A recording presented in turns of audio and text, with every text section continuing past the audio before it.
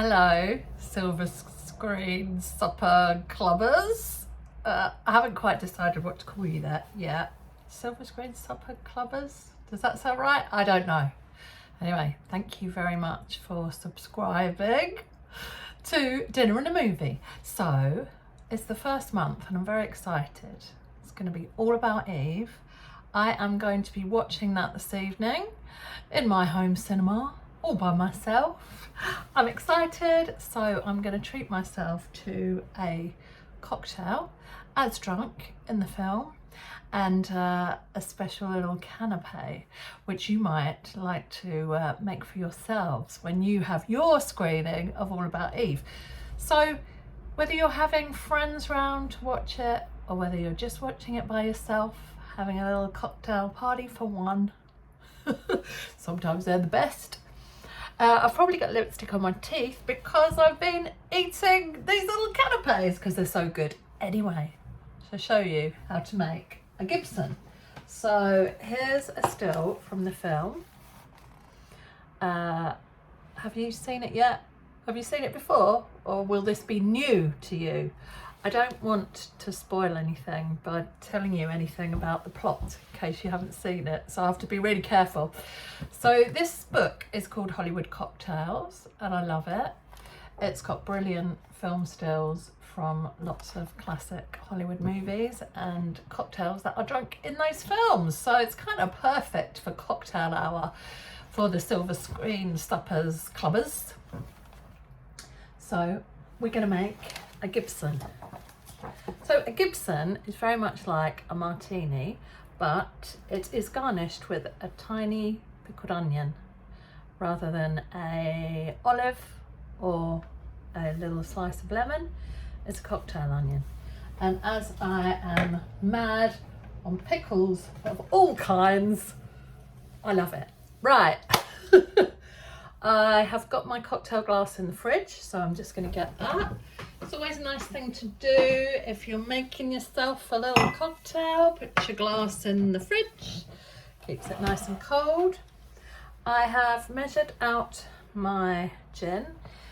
In the book it says you can use gin or vodka. I'm going for gin this evening, and it is a 50 milliliter measure, which if you are in the USA or you measure by ounces, it's about 2.5 ounces in my cutie little pink elephant measuring glass.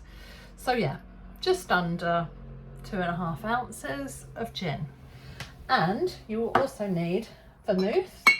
And in the book, I think the guy that wrote it, his name is Tobias, or is it Ben? There's two guys who put this book together. Tobias Steed with Cocktail Recipes by Ben Reed. It's not the Ben Reed that I know, I don't think. I know a Ben Reed, but it's not him. Anyway, I'm getting sidetracked.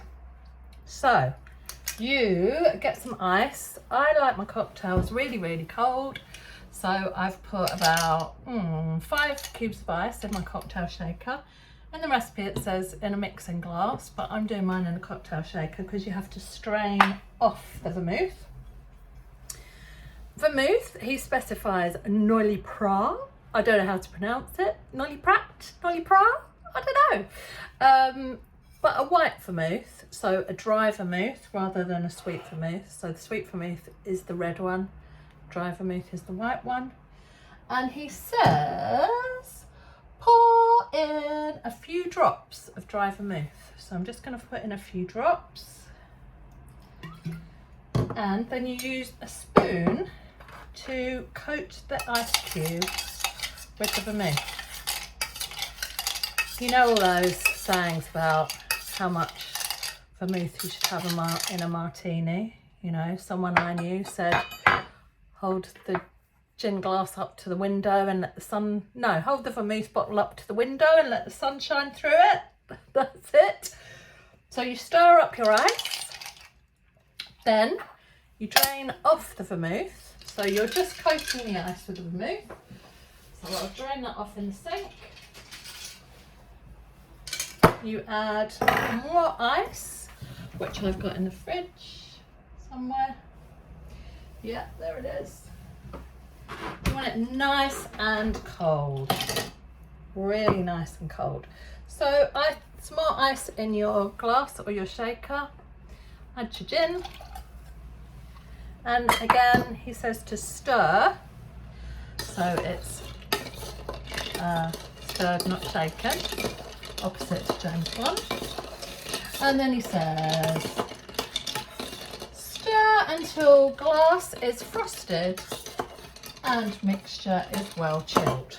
So you can see, probably, you might be able to see my cocktail shaker. That's getting all frosted. So you know it's cold enough when it's frosted.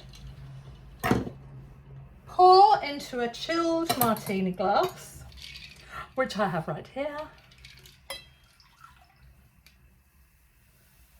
Nice. And garnish with a pearl cocktail onion. So you can buy cocktail onions in jars here in the UK anyway. They're getting a bit more difficult to get hold of now, so sometimes you might have to buy a little jar of cocktail gherkins with some little olives inside. You can eat all the gherkins, of course. So I've put a little pearl onion on one of my bathing lady cocktail sticks. I chose the one that I thought looked most like Bette. There you have it. Oh yes, oh yes, oh yes, oh yes. So there you have it, my chums, a Gibson. So a nice easy cocktail to prepare yourself for a screening of All About Eve.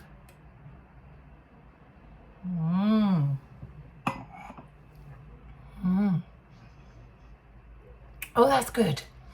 Okay, so when I was researching what cocktail to have for you to propose for this film, I came across something quite fun, and it's a little canapé that is called Bette Davis Eyes.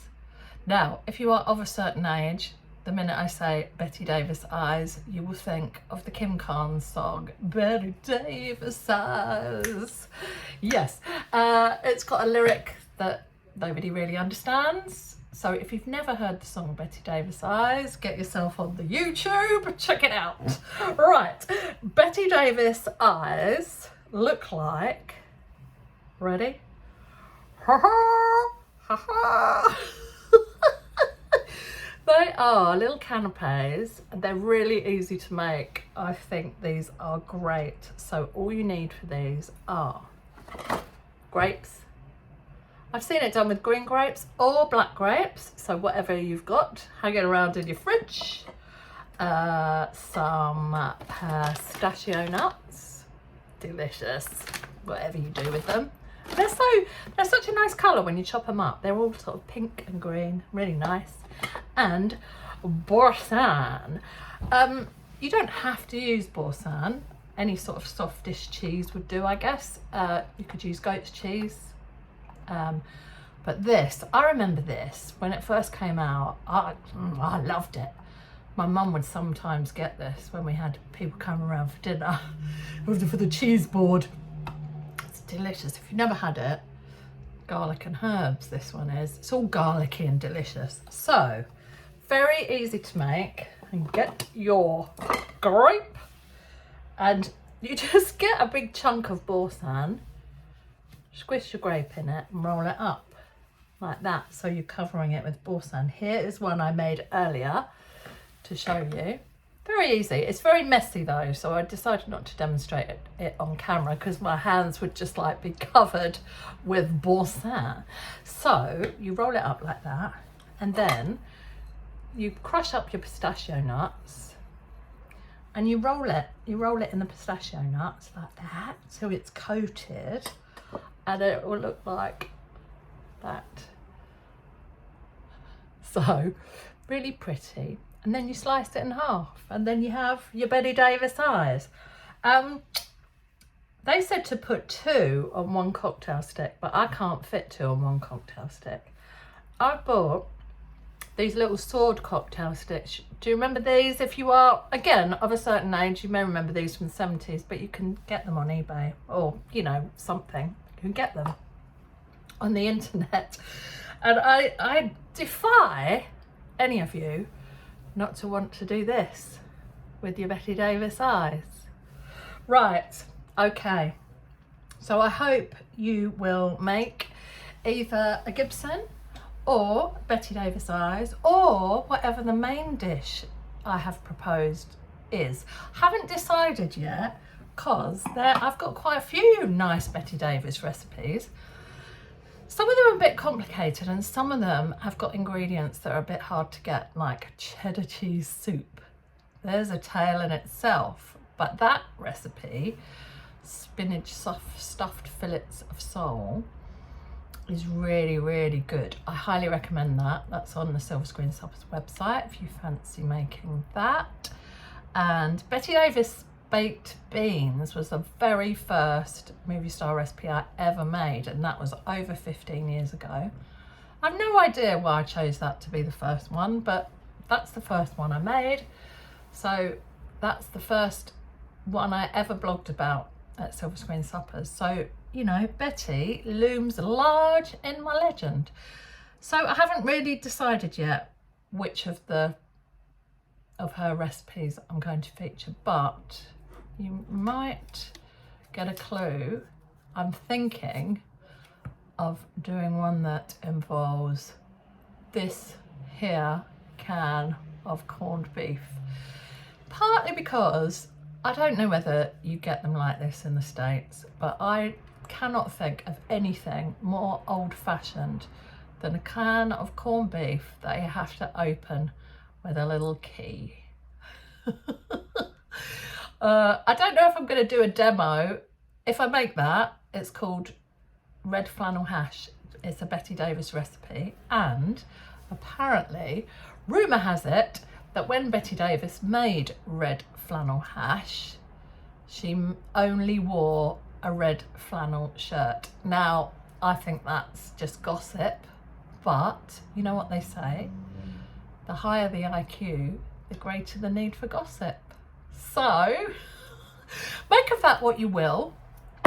I like a bit of movie star gossip, and that's one of the things I'm hoping will happen when we all start chatting on the app about All About Eve.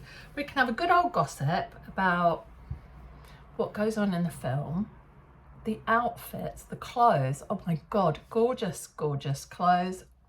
Marilyn Monroe looking incredible. So gorgeous, luminous Marilyn Monroe makes a small appearance. And, you know, Bette, what a masterful performance she gives. And Anne Baxter, of course. And I think All About Eve, I think, has my favourite scene of any film I've ever seen. That involves Anne Baxter and a wig. But I'm not going to say any more because I don't want to give it away in case you haven't seen the film. So I do hope you'll enjoy the film, and you'll enjoy your Bette Davis eyes, you'll enjoy your Gibsons. Oh yes, by the way, if you don't drink alcohol, I did mean to bring something to show you. You can make a really nice non-alcoholic Gibson because you can get non-alcoholic gin. I'm sure you can get non-alcoholic vodka. I've never had it, but I do have non-alcoholic gin quite often. And you can get non-alcoholic vermouth. There's a company in England called Lyres, Lyres, that makes it. I'm sure they make it elsewhere as well. And, you know, as long as it's icy, it will be delicious. And I have heard tell that some people put a little bit of the pickle juice in the Gibson as well, which I think would be delicious. So if I do have another one, which I might put a little bit of pickle juice in. Right, okay, I've been going on enough now. So enjoy the movie, enjoy the cocktails, enjoy your canapes, enjoy whatever it is that is proposed for the main course. Probably the corned beef dish, I don't know. And I will see you on the chat. We can have a chit chat all about film, all about Eve. Get hold of it on your streaming service. I've got it on DVD. I will be watching it on DVD this evening. So I want to remind myself about all the good bits. There's a lot of good bits in it. All right, my lovelies. Thank you so much for subscribing to Dinner and a Movie. I think it's going to be great fun. And I'm open to suggestions for films to feature. I've already got a long list of ones that I want to do. But, you know, it's your club. So if there's a film that you really think we should watch together, separately in our own homes but together, let me know. And do try and watch the film with your full attention, not on your mobile phone on the way to work, preferably. You know, pamper yourself, have a cocktail, close the curtains, put your phone away, tell your children or your flatmates or your husband or your wife or whoever else isn't going to watch it nicely with you to get lost. Try and treat yourself to no distractions, viewing with no distractions. Watch it as if you were in the cinema. That's what I'm going to say. Watch it as if you're in the cinema. All right, I've rambled on enough. Enjoy the movie. See you in the chat. Cheerio from the Silver Screen Suppers kitchen. And yeah, see you soon.